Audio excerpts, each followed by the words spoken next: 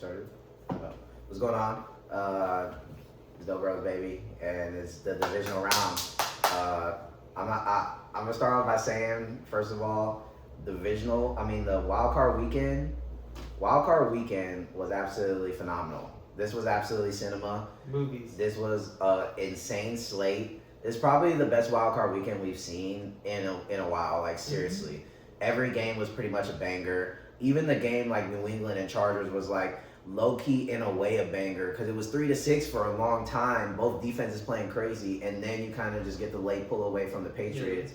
But even that game felt like whatever. And then even Steelers Texans until the very end of the game when the Texans just kind of unleashed. It was very close, back and forth. Like it was coming down to little stuff. So I mean, this was just a really banger weekend. Even the college game outside of the Indiana Oregon, that was a debacle. But the Miami Ole Miss game, that was a banger. Like it was just a really really good weekend for ball, and it was just really fun to witness. You know, especially me and my brother here. You know, just sitting back watching some of these games, just watching some real ethical hoops out here this weekend. So shout out to really everybody that played. Even some of the teams that got eliminated just played really really good. Shout out to playoff football. Right. Shout out to playoff football. Playoff football is just so good. It just everything's taken to the next level. The intensity is heightened, and everybody's on their P's and Q's, even if they fuck up. Yeah, and what I'll also say is underrated, but I would say shout out to the referees this weekend. Because I think this weekend, wild card, I didn't see a lot of like BS flags down the wire that was like changing stuff. We were like, bro, you literally like so involved. Like so involved, gifting first. Like it really seemed like this weekend they took it to another level as saying, hey, we're gonna let the players play. If it's blatant, if it's really obvious, then we're gonna call it. But if not, it's NFL, it's playoffs. You know, these are the top of the top. Let them go. So I think the officiating this weekend was actually really solid. We don't have Mahomes this year, so no devil magic. No referees this year because no Mahomes. They're not allowed in the playoffs because they got eliminated earlier this year. Right. The cheating refs are on vacation with the Chiefs. They'll be back next year. But yeah, W weekend of football. So yeah, we're gonna start getting into some of these games of what happened, and then. In the second half, we'll get into the divisional matchups, our predictions, how we see it playing out, and then we'll also talk about the college football championship that's going to happen Monday coming up. So that should be a movie game as well. So a lot to talk about, a lot of ball, and 2026 starting off on a banger. Absolutely. Which side we starting off on? We starting off with the boys. We starting off with where we going? You know what I mean? I'd like to start off with Texans. Yeah. So we started off last time with them. Yeah. Well. So I might as well keep it Recap. going. Keep it going. So yeah, to recap, man, Houston Texans. Houston Texans play Pittsburgh Steelers on the road. Aaron Rodgers, Mike Tomlin, the old legends in the game going up against the up and coming D'Amico Ryan, CJ Stroud. It was a close game, like I said. It was 7-6 for a long time. It was a battle. Both quarterbacks weren't really on their game at first. C.J. Stroud was hitting some passes. Even Aaron Rodgers was hitting some passes in the beginning. The DK and the running game was looking actually decent, in the beginning. And then the Texans in the second half just absolutely took out the belt and just started whipping ass. It was really just that simple. The Texans scored when they needed to. Had some big drives, some big throws by C.J. Stroud, especially that 3rd and 15 to Christian Kirk going towards the sideline. That play, to me, iced the game because it was 7-6. They just had another fumbled snap. It was looking goofy. And then 3rd and 15 in their own side of the field, like the end zone was right behind them. If you punt, you're giving them plus territory. And C.J. Stroud, the protection held up. He rips a absolute perfect missile to Christian Kirk, extended that drive, and I think we ended up scoring on that drive. So Woody Marks had an outstanding day. It was his best game. Best game as a Texan. It was his first 100-yard rushing game, actually, which is crazy because I feel like he's been running so hard for us, really been underrated. And he had a really, really great game. He had like 119, I think, and a touchdown. Really, really solid.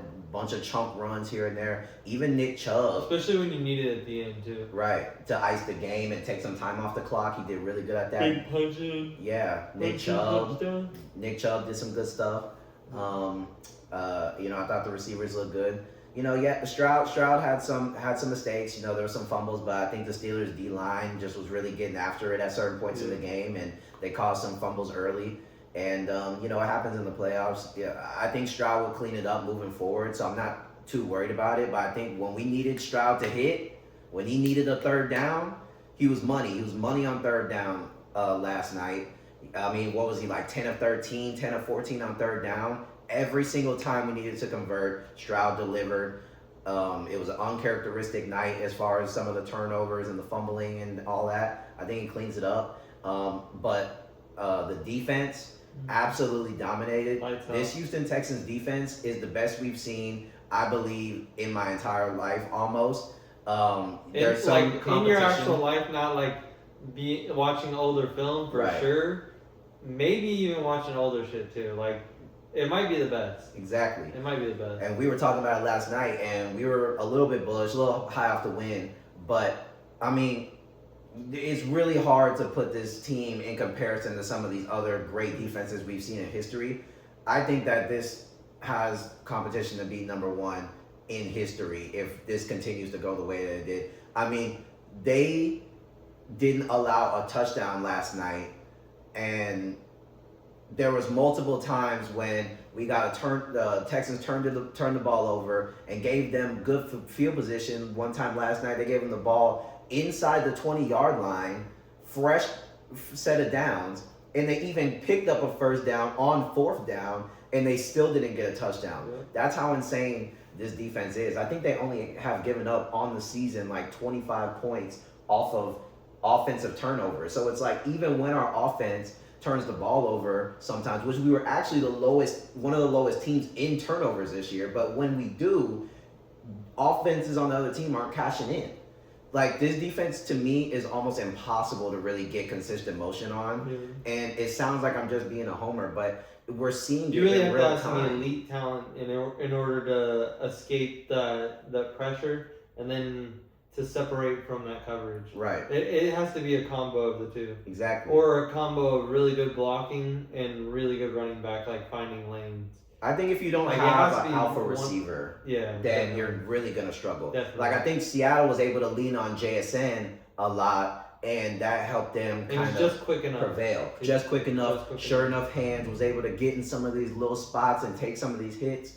I think if you don't have something like that, you're really, really going to struggle. And your offensive line has to be not just good that day, they have to be outstanding to be able to really just absolutely eliminate this team from getting any type of pressure. There's certain quarterbacks, like I think a Caleb Williams, a Lamar Jackson, that can give this team some issues just because of their escapability and their ability to. Lamar the most. Yeah. He kind of torches y'all when he plays just because he's so able to get out of it and extend that play. And they have receivers that are really good at it after the play breaks down. Mm-hmm.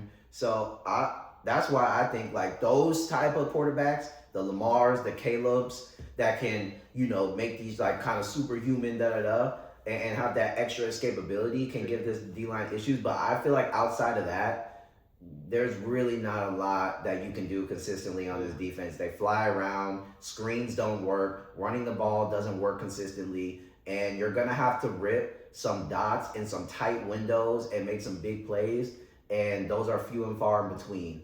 Texans really showed up in this wild card game on the road, and they outlasted some of the ugliness that happened in the game, and that's playoff football. It's not going to be perfect.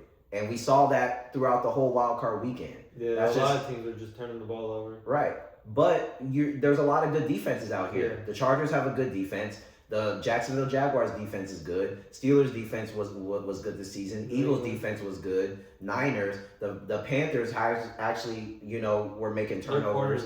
Bears, Packers, again, this is how you make the playoffs. It's a team sport. It's not, I know NFL has kind of shifted to it's quarterback versus quarterback, but that's not how it works. You need your quarterback to do, his job. You need your running backs, you need your receivers, but the defensive side of the ball gets paid millions of dollars as well to be able to compete in these games and give turnovers and give your offense more chances. It's half the game.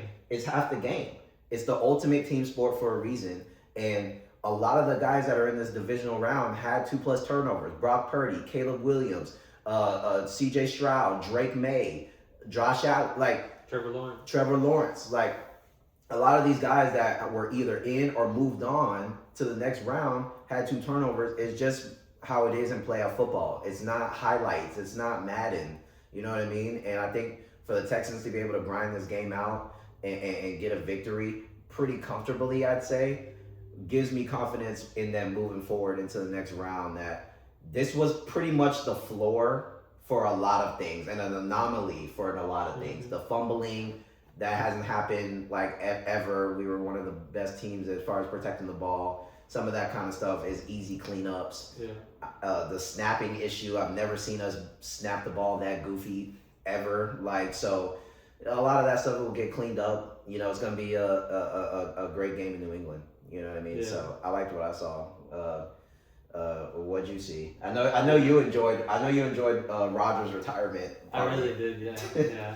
I wish I would have got some more clean hits on him. I was really wanting Aziz to just clean and just absolutely. We were that close so many times to just absolutely light him up. He's so good at getting the ball out quick, bro. Fuck him, bro. And he was taking intentional groundings just to not get absolutely smoked, which respect. Like I would have done the same thing. Half of his plays were just throwing it out of bounds so that he wouldn't get smoked. Right. And like throwing it 3 seconds early because he knows he sees whoever. 2 out to whatever. Right. Coming down the middle and just ready to absolutely smash him. Yeah. But I really appreciated the hands by the receivers and tight ends. They were for the Texans. They were really making for the Texans. They were making some really big plays. Those throws were really good from Stroud, but a lot of those were really tough catches too. They were coming down diving with the ball about to hit the ground, or the one with Schultz where he's leaning down and he barely gets his hands on it. He firmly grips it perfectly. Right. There were some really good catches. Right. And shout out Christian Kirk. I mean, legacy. He went crazy. Christian Kirk legacy was definitely not on my bingo card, but I like to see how he stepped up. He stepped up in the game when we needed him the most, and a lot of Christian Kirk's plays were the crucial plays that we needed. He had the touchdown. He had a couple big third down plays.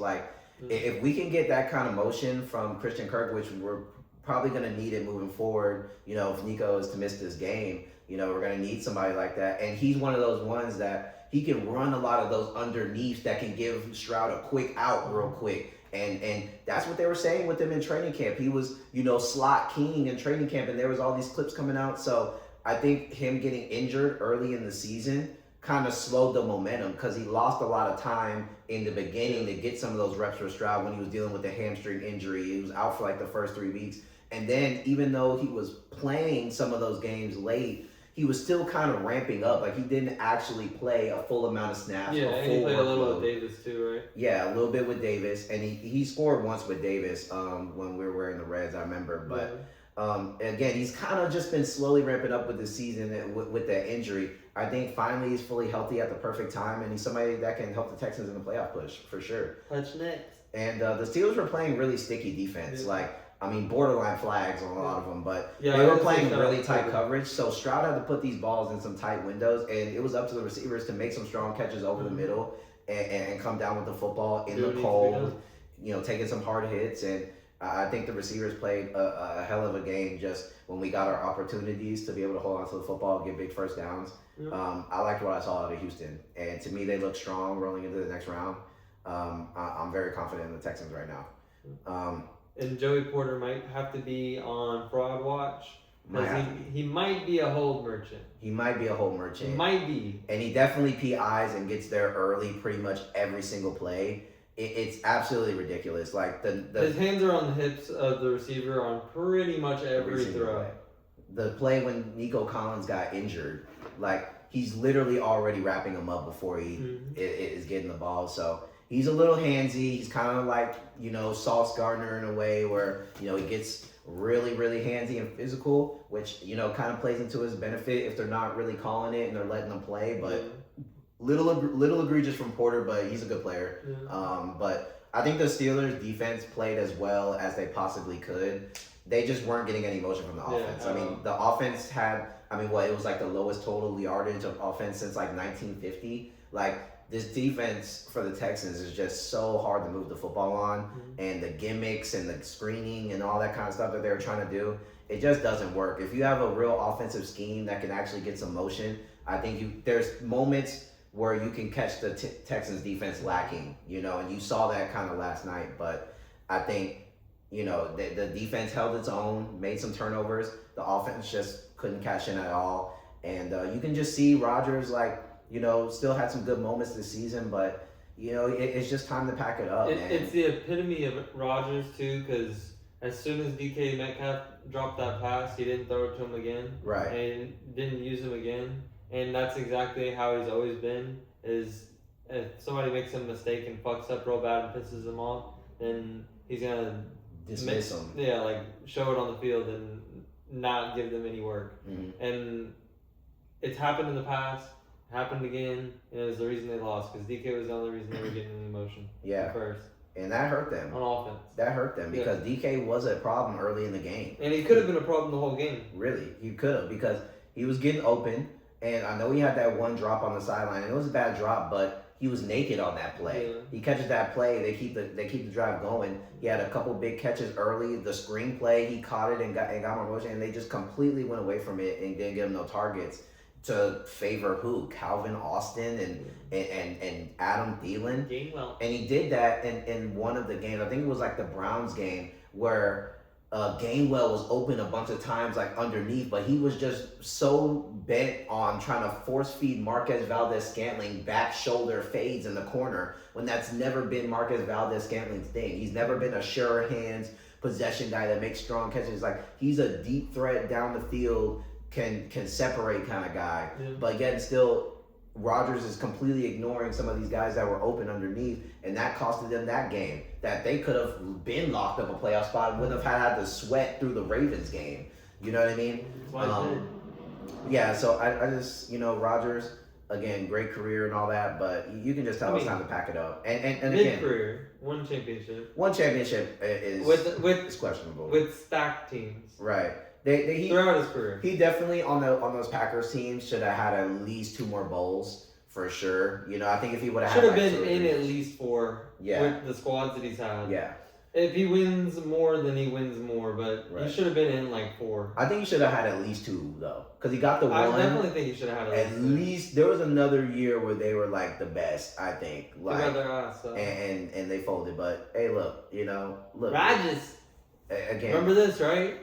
Remember when you didn't want to play us? Remember when you were scared? You wanted to play everybody else hurt, huh? I own you. I still own you. I love that video, bro. Hey, he don't want Caleb doing this on him, though, huh? I know. Because he would have been petty and done that. He ducked. That's crazy. But look, man. Shout out to Mike Tomlin. Shout out Texans too. Shout out to Texans. Shout out to Mike Tomlin, though. I have a lot of respect for Tomlin. Yeah. He had a good tenure with the Steelers. He's one of those ones that he probably could have won a couple more bowls, but it's just one of those ones where I just think, and he stepped down, he didn't even get fired. I think he just kind of knew, it's probably one of those ones, though. They probably had to talk. Right, they probably had to talk hey, either you step down or we're gonna cut.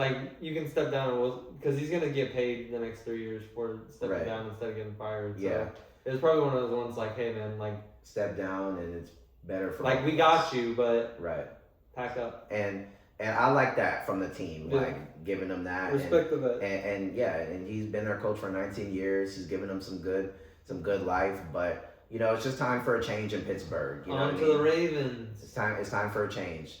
That was funny. You saw that video when the GM was talking about only if Harbaugh takes the Steelers job. That'd be the biggest troll job of all time. You know what I mean? They just swap coaches. Honestly, I think Mike T actually gets the Ravens to actually go somewhere. It's for real. Him having a Lamar Jackson, he's never had a quarterback like that since Big Ben. You know what I mean, with that kind of talent. Derrick Henry. Right. And good defensive players already. Hamilton, some of these guys and I think and he's the type he could get another year out of a Kyle Van Noy, who's looked at as an older guy, but so is Cameron Hayward. And he's still getting motion out of Cameron Hayward. Get some defensive players coming up because they do have a good draft board. And they have Starks, don't they? They have Starks. They have, Humphreys still. Even though he's kind of been not as good as he once was in the past, but that's somebody that Tomlin could come in there and re-spark. Like next, he has a resurgence. It's like Tomlin go to the Ravens and low key it's scary. You know what I mean? But sure. I think Tomlin low key. I feel like that's one of the only kind of teams that like fits his aura. Right. Like he's not going to a Browns. No. Trying to fix that debacle. No. Like he needs to be on a team that is ready can be above 500. Because if they're definitely not going to be 500, he's not rebuilding that shit. No, he's not. He's at the point of his career and just his life in general. He's an older guy. He's not gonna try to sit here and try to fix your bullshit. Like he's not gonna go to the Raiders or something like that and like try to get them the glory. It's like if you have a team that like is almost turnkey, we can just move in and there's already a couch in there. Then I think he might entertain it, but I think he might take like a year or two off and feel the league out and take some time to himself. But shout out Mike Tomlin though. But sure. Shout out to the Texans. Good win. Way to move on. Next game, Buffalo and Jaguars. This was honestly a movie as well. I mean, again, we're probably gonna say that about all these games, but yeah, this was one that we were talking about last week that we were like, this kind of had an asterisk on it. I was a little bit more bullish on Jacksonville. Chase was kind of a little bit more leaning Buffalo with the Josh Allen. He kind of turned my mindset a little bit in if you watch the last video or some of the clips that we posted. And I was saying though how I could have saw how basically it played out where you could see Josh Allen just turning on superhero mode and just getting them through this. And that's exactly what they did. And you could see the Jags putting up a good fight and still playing good defense and still putting up a good show on offense, but it's just, I don't know. Right. It just wasn't enough. A little bit of fall back to earth for T-Law. Right, which we talked about, that was a potential, right? He was riding on a super high and he didn't play necessarily terrible, but, he did have a couple turnovers late. The last pick, I don't know. I feel like it wasn't that bad of a throw. The DB was just there and just made a play. He just put his hand up and batted the ball up to somebody and whatever. And there was still a lot of time left. I think if that ball somehow magically hits the turf, they'd probably drive down and score, low key. So you just can't give the ball back to Josh Allen. No, not with that much time left. Mm-hmm. And of course he dropped down. And again, Josh Allen is one of those guys that can get the most out of Keon Cookie Coleman and Brandon Cooks at this age and Tyrell Shavers and you still get some James Cook here and there.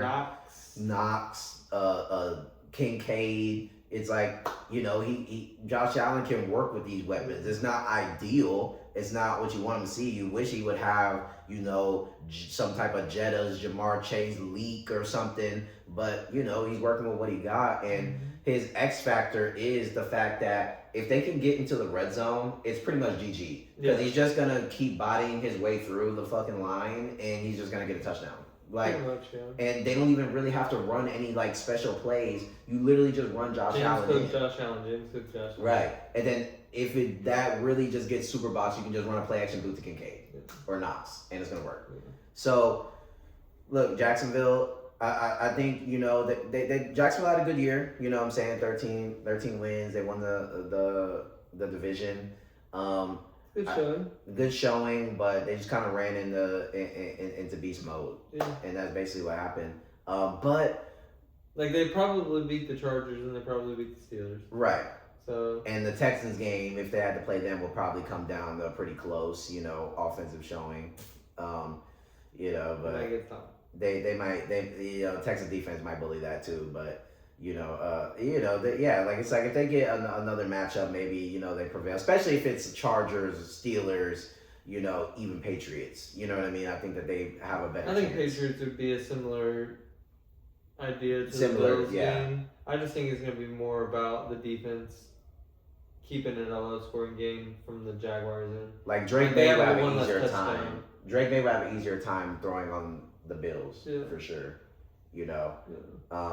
But what I did kind of notice in this Buffalo game was Josh Allen did kind of get beat up. So I'm curious to see kind of moving into this next round. They go into Denver, and it's going to be one of those things where It's tough. Like he gave us the superhero performance this game, and I think it took a lot out of him. Like it wasn't just simple. There was a lot of times where he was off on the sideline in the blue tent. His knee got twisted up at one point. He took a bunch of hard hits. Does he have another one in him against another stout defense and against a defense that can take away, some of these deep bombs? I think with Cooks and stuff, like they have a Patrick Surtain. They have other good DBs that a Barron. Do they have Hufanga? Yeah, they have Ofonga. They have they have a good D line with Benito and Allen.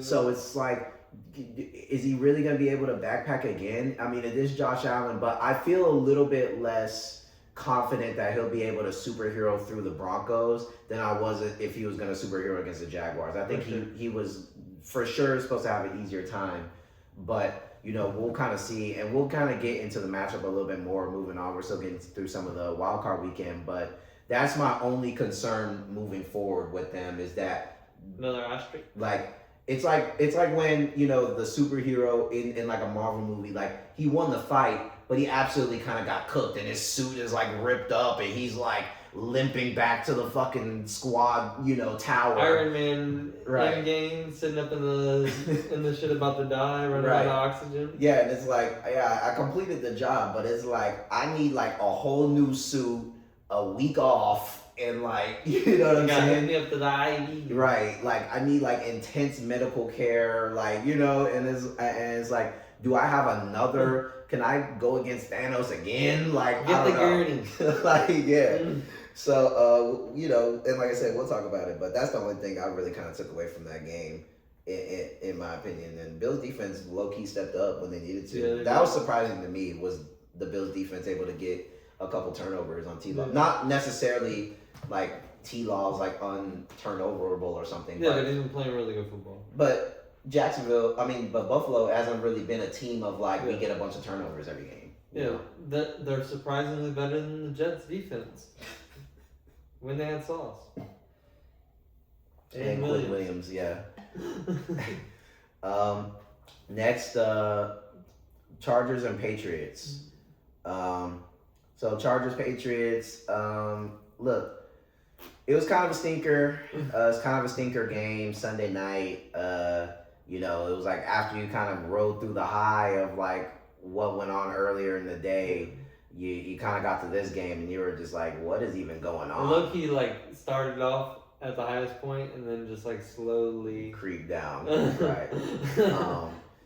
Look, both quarterbacks kind of looked a little iffy that night. Drake May had some turnovers and stuff like that. The line was looking a little shaky. Justin Herbert was in hell, pretty much. The O-line wasn't helping at all. I mean, all those guys that are on the Chargers O-line are literally practice squad players at best. Those dudes are completely terrible. They probably grabbed him from Berkeley. Right. Like those are waiver wire pickups that they're putting in to try to like makeshift just so that you have a body there. They're just placeholder players for now.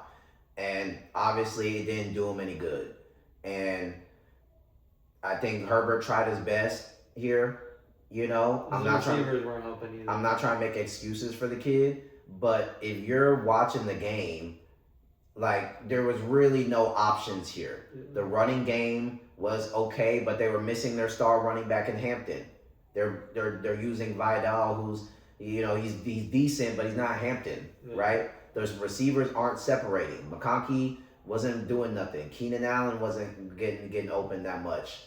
Quinn Johnston wasn't, doing a whole lot. Gadsden made a couple plays, but it just wasn't consistent enough. They weren't hitting a bunch of plays. They weren't scoring. And they had some opportunities. Like, Justin is not without fault. Like, there were some opportunities downfield that he kind of underthrew. There was one to McConkey on the sideline where if he put a little bit more air under it, he probably scores on that. And then there was another one kind of later in the game that was similar where QJ had burnt his guy and Justin Herbert threw the ball and it hit the DB in the back. Like, if you put a little bit more air on that, it might not score, but you get another big play that can at least get you in the field goal range and get you some more points in a game that points were few and far in between. So there was some missed opportunities by Herbert when the operation was clean. And the defense played really well. Yes. All game. Guys like Tart, Henley, they kept them in it, and they caused turnovers. They gave Chargers the ball back in opportunities, and they even gave the Chargers the ball inside like the 10 in the beginning of the game to it was Drake May's first drive. I think they had got a field goal or something, and then next thing you know, here we go, tip pass, Drake May first drive. They get the ball back on like the 7 and didn't score, and they went for it on 4th down and didn't get it. And that's kind of where it was like, that's when you knew that this probably wasn't going to be their night. You get the tip, you get the ball into your own territory, and we can't cash it in. You walk away with nothing. You didn't even get a field goal. You basically just shaved some time off the clock. Right. And then they pretty much just, from there, it was just a bad night for the Chargers. I still think the future is bright for the Chargers. They just gotta get some guys back healthy. Herbert to win a fucking playoff game, man. Me too. He doesn't need to have this discourse around him because he is better than the stats are saying. Right. But shit, man. I mean, fucking figure it out, Chargers.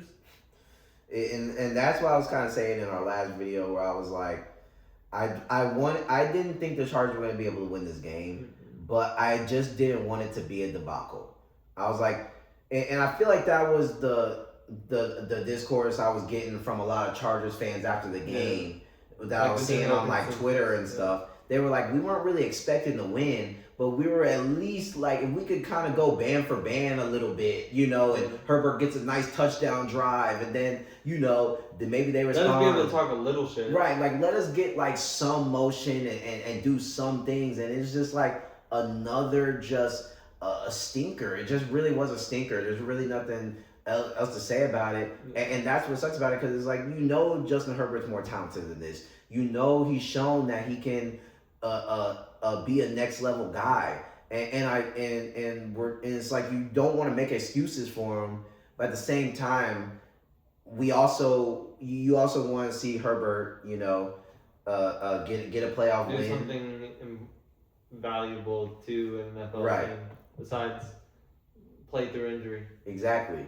And eventually, the stuff kind of just runs out, and maybe it is not your fault completely, but we just can't keep going this time is, and this time and this time and this time. It's like, eventually, you kind of got to muscle up. Things aren't going to be perfect, and you have to, and even if you're not going to win, I feel like you at least have to give us something that we can take, from this. It's like, what can you, this Chargers game is literally like burn the tape. Yeah. It's a burn the tape game. Like, you can't even review this film if you're in the Chargers. You just literally just be like, we played literally absolute shit. It was a complete disaster. You burn the tape and you just move on to next season. But that's what I'm trying to say. I feel like all the playoff games have been like that, except for the Jacksonville game in the first half when they were up with the big lead, but then they stunk it up in the second half. And I think that was a lot on coaching, but still, it's like, you get one more score there, and it's like, you probably win that game. And then the 4 picks thing, it's like, what do you pull from that? That was another burn the tape game, pretty much. It's like, you just haven't given us nothing that we can grasp in these playoff games to keep trying to have your back, And I want to see Herbert, take control this offseason, put your foot down, get whatever you feel like you need as far as support and cast or whatever. I know they fired their offensive coordinator, which that was a good move because he sucks. Yeah. But okay, now let's get a good offensive coordinator in. Let's work and let's get it in the gear next year and try to. And this is perfect time because Broncos, but I don't think the Broncos win 12 games next year. Yeah. Kansas City is kind of in a soft rebuild. This is kind of your time to the Raiders suck. If the Raiders are absolutely god awful, this is your time to and they have really good young pieces and everything too. They just gotta stay healthy and figure that fucking line out. Right. Figure out the blocking. Figure out get the tackles back. Let's block. Let's run some good plays. Maybe get another playmaker in here. But I honestly think with what they got, I think it's good enough to get at least a wild card victory in one of these years. Yeah. You know what I'm saying? They still have receivers that we haven't really heard much from, like Harris and Lambert Smith. Exactly. They'll be fine. Right. Because, like, you see Brock Purdy won a playoff game with Jawan Jennings and Kendrick Bourne. It's not like they're all world. Kittle got hurt in the first half. Demarcus Robinson. You know, it's like these guys aren't world beaters. You know what I mean? It's like they've been playing decent, but it's like these aren't, you know, it's not Justin Jefferson. Not everybody get Justin Jefferson. You know what I'm saying? Sometimes you just gotta work with what you got. And I think they have a decent enough roster. It's just now it's up to the players and the organization to start taking this thing seriously. You know? And look, the Patriots, I think it was a sloppy game out of the Patriots, in my opinion. You know, it's not what they wanted to see. It's not what you want to see if you're a Patriots fan and you're being honest. Like, I know Drake May and MVP and all that, but if we're being honest here, the late touchdown to Hunter Henry sealed the game. But until then, the offense didn't look good. They had some plays here and there, but Ramondre played a really good game. I think he had, you know, some good plays and some good and drive extenders and stuff like that. But I don't think that this was a great performance by the Patriots. The Chargers defense is good, but it's not, you know, one of these upper echelon, you know, kind of teams as far as defensively in all aspects, right? I think the D-line is really good, and I think they have some kind of safety secondary guys that are decent. Yeah. But this is a beatable defense, and you just didn't really give us a whole lot. And we're about to see something crazy. Right, and you have a date with the best defense of our time. Like, so it's not like gonna get any easier. You know what I mean? And it's not like y'all pretty much gonna get worse. The best defenses all year. Right. It's been quite the opposite. Exactly, and that's kind of been the whole thing. Bad that happened. Like, if your product or you play on the schedule, but like, the defenses haven't been crazy like this, and we're about to see what this Drake May shit is about. It's like you basically just struggled against the JV version of what's about to come, and this is about to be like the college version of, like, you know what I'm saying? It's like this is like the this is like the V12. This is like the Lamborghini is about to come up. You know what I mean? It's like you've sipped beers before. You're about to have some fucking moonshine. Right. You better strap the fucking. You better strap. It's like a Chrysler 300 looked like a Phantom until the Phantom pull up. Yeah. Like, you just saw the Chrysler 300 and it's like, oh, that's a cool looking car. You know, that looks like, you know, some. And then you see the actual supercar pull up and you're like, oh, now I see what y'all try. Oh, that's definitely this one has stars in the ceiling and the doors close on their own. Oh, so yeah, the Rolls Royce Phantom is coming. And I'm just not really, based off of what I saw of the Patriots, like, I'm still, you know, kind of riding the line. I think offensively, you know, they can make some stuff happen. And I think, you know, their defense really played up to the mission. I think they did a lot of things well. So we'll see what they do in the next round. But I think out of the Patriots, I think this was a sloppy game for them, in my opinion. It was just really sloppy on both teams. The Patriots are just a little, they're just healthier and more, and they're brighter up here as far as coaching staff and stuff like that to get a little bit more plays and get it done. Yeah. That's basically what happened. Herbert might end up having a trajectory like it's either going to be Andrew Luck or it's going to be Matthew Stafford. Right. And I think Justin Herbert is going on the Matthew Stafford train. I do too. And we were talking about this a lot last night off camera after the Texans game, where I just think you only get probably another season or two of this kind of debacle thing going on with the Chargers before Justin Herbert packs up and gets going somewhere else. You can't keep going. They're not going to want to pay him another contract, right? Forever. And I think they've already given him a contract, and rightfully so. I think he earned that, and I don't want to take that away from him. But you can't be going on what? So year 7, year 8. We can't be like going into year 9 and this is still going on, and we're gonna like re-extend him again if we haven't got anything going. No playoff plan. Right, and a lot of this has been because of some malpractice from the organization, and, you know, just some unlucky stuff with the injuries. But it's like I can see him going to another team, going to whoever, and having his second half career arc or something like that. Like, even like a Jared Goff with Detroit Lions, where it's like he did good stuff on the Rams. He goes to Lions, and like now he's like still having like a kind of good second half of his career. We've seen it a lot. So I can see that happening for Yeah, Justin Herbert. I think it's very likely that he's on the Stafford path. I just think that it's getting real close to like this really isn't going to work in LA no matter what we try. Yeah. And you can't just keep running him into the ground. I mean, he was getting killed out there, and he was trying to like, because you know he's been getting killed every week for the last 8 weeks. Right. Yeah.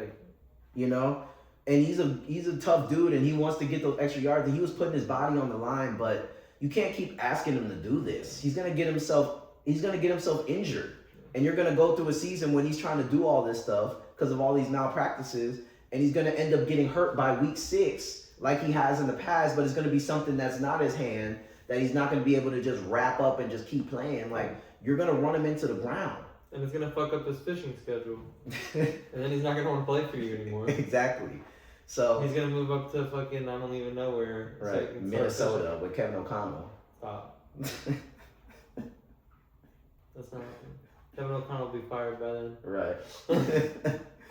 But yeah, man, Chargers, figure it the fuck out. Now.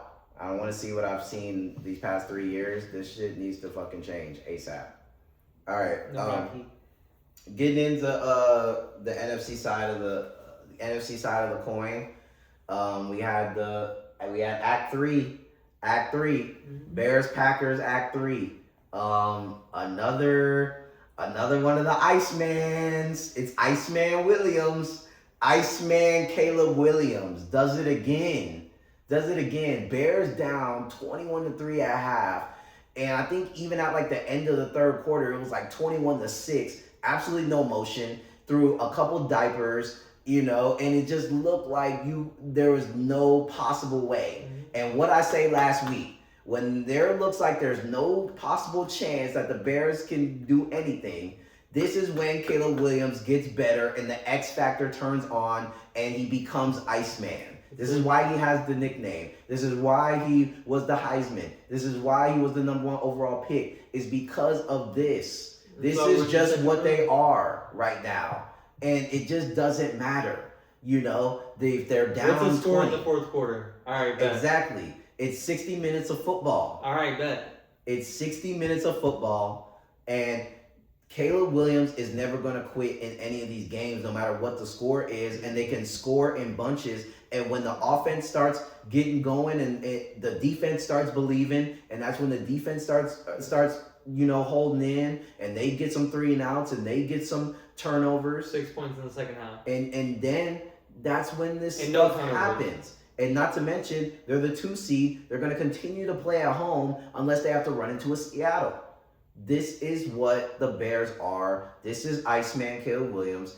This is the Bears. This is Ben Johnson. This is just what they are. And it's just honestly fantastic to see. It's stressful as hell to watch when you're watching the game and you just think that it's going to be an absolute debacle. But it's fun in the end when you see him go literally berserk in the last 6 minutes of every single game to literally save the Bears, save the city. Caleb Williams is incredible. Yes, sir. First thing I want to say is, and always will be, fuck the Packers. All right, and then FTP. Shout out Jordan Love for playing a good game. He had a good first half for sure.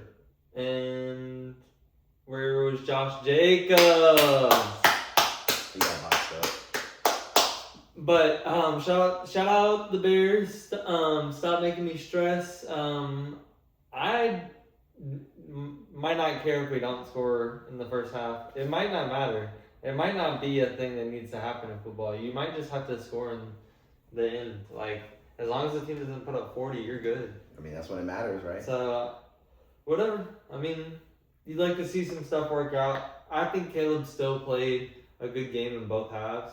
It was kind of like how the Shroud game was, too, where they fucked up, but the fuck-up's like, it was a freak accident fuck-up more than it was like, damn, he made the shittiest play ever, and it's like he's an idiot. Like, he doesn't know what he's doing out there. Like, it was more, oh shit, this play is broken down, oh fuck, and then the ball gets batted away, or like Caleb throwing it on in post route and Luther's going outside up. Like, all right, that's gonna happen.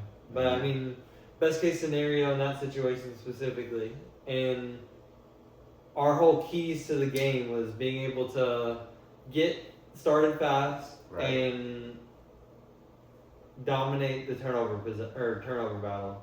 And we didn't do either one of those things, and we won the game. Exactly. So I don't know what analytics say, but Caleb Williams might be the GOAT. And if he gets 2 playoff wins in his first year, and Ben Johnson might also be the GOAT, and if he gets 2 wins in his first year ever head coaching, all I know is the rest of the NFL has a big problem on their hands. And for sure. Because this is just it's in Chicago. And because we have a new stadium on the way too. I don't know if anybody forgot about that. Like they're flirting with this Indiana idea, but I think clearly they're gonna see the people showing out. It has to be in Chicago. They're gonna see the turnout for this playoff, and they're gonna be like, "Oh shit, we have to put it here." Like there's no way that we can not bring these people into the city like this. No doubt. And it's the mayors and stuff like that are like fucking up the idea. Yeah, the city doesn't want to pay for their half of the bill. So I mean, they're gonna see. And that's their loss. I think that's one of the most asinine things I've ever even heard of. Like, you don't want your your sports team to have the. I mean, I feel like before this season it was fair because we haven't done shit in so long, and I think this is the perfect situation for our whole entire franchise. Everything's kind of coalescing at one time, and it's just perfect. Shout out Caleb Williams. I had doubts, and you're kind of good. Yeah, I mean, I had my doubts too. I'm not gonna lie, I wasn't like extremely bullish, especially after the first year. A lot of it wasn't his fault, but there was a lot of things that he was doing that I was like. And he was still kind of doing a lot of USC, like trying to do a lot of college stuff, and it wasn't really working out too well. But I think that first year of struggle didn't have coaching. Yeah, and the coaching was bad. The offensive line was the worst in the NFL, and a lot of the weapons weren't playing up to the standard, right? I think that's fair. And it just clearly wasn't our season. Everything went wrong. And after that's just what it is sometimes, especially when you're kind of getting the thing going. But everything fell in line how it needed to fall, right? Because that season helped y'all to get Ben Johnson. It helped y'all have a good draft pick so that y'all could get a Colston Loveland and Luther Burden and some of these other guys. And I think things happen how they're supposed to happen. You weren't supposed to just take off the first year, and that's fine. The Patriots didn't take off the first year either with Drake May, and sometimes you just need a little bit of seasoning. And sometimes, to me, that first year they're just getting a lot of experience, and sometimes a lot of those hard losses is good for these young players. You see how well he can learn, man. I mean, every single game he improves at such a crazy rate, and from last year to this year, the lack of sacks and being able to avoid pressure is astronomical. And half of it is because of play design and play calling, but the other half is he's elite. And we saw it last year too. Right. But he couldn't get out of him. And he just flipped another switch. He understands the spacing and time that he needs to get out now in the NFL. Because he knew it in college and high school and all that. But now he's adjusted to the speed of all right, I have to go. That fucking throw to Romadunze on 4th and 8. That saved the playoff push. He knows the pressure so well and how fast that edge rusher's coming off that he knows he's gonna get sacked right there and jumps and throws at the perfect moment right when he's about to lose his balance, makes a perfect down. I mean, shout out Adunze perfectly finding the right spot to be at for that play. And that's the difference, right? And that's kind of the beauty of this game and the different archetypes of the quarterbacks, right? Where it's I think in structure, feet set on the ground, Stroud is one of the best, and I think he's better than Caleb Williams at that, at just feet set, fire at a dot. Some of those dots, with perfect accuracy and perfect touch, I think that Stroud's one of the best. However, off schedule, I think that there's a lot to be desired. And you could see that last night sometimes where he was kind of in between, like, should I run? Should I just tuck? And that kind of caused a lot of the fumbles. Where I think Caleb Williams sometimes when, he's in Stroud, sometimes he fires the ball a little bit hard, sometimes a little bit over the head, sometimes a little bit right? But when you get Caleb in these situations when he can roll out and make some of these crays, he is the best right now. You know what I mean? And I don't think Stroud will be able to make that throw that Caleb made on 4th and 8, rolling to the left, throwing from the right, falling down, dude in your face, perfect. Like that's a crazy dot. Like I've seen Stroud make some rollout plays and do some good stuff, like he did in the Kansas City to the Nico Collins. That was a good play. But that Caleb Williams play was just another level. You know what I mean? And the Caleb Williams escapability and stuff like that is just something that you either have it or you don't kind of thing. You can't just like all of a sudden get it. And like Purdy has a little bit of it too, but Caleb Williams is just another level with that kind of stuff, and that's just the difference, like with a lot of these guys, and that's why it's so fun to watch. And I think, like I said, Caleb Williams, he's having a great year in that first year of, hey, you're taking some losses. This is the NFL. This is what it's like to kind of get your teeth kicked in, right? Like it's not. I don't want to ever feel this again. Exactly. But now you get that sets you up to get the coach, it sets you up to get the players. Now everything's falling in line. Now everyone's playing together. You can tell they have a good team just together. Everyone believes in each other, offense and defense, and there's no quit in the team. I think that the Bears can continue to go far, and I think that this is literally just the beginning of this team. This is literally the first year. They're like low-key ahead of schedule. Like, I thought the Bears were going to be good. I didn't think that they were going to be able to be like this good, even given the circumstances that in a lot of these games they're down and having to come back and stuff. Like, just imagine next year when the defense gets a little bit better and they don't even have to make comebacks anymore and stuff. And operations get a little bit cleaner and the receivers hold on to the ball a little bit better in some of these situations, and there's not as much drop passes and flags and things like that. Like, this team is just getting started.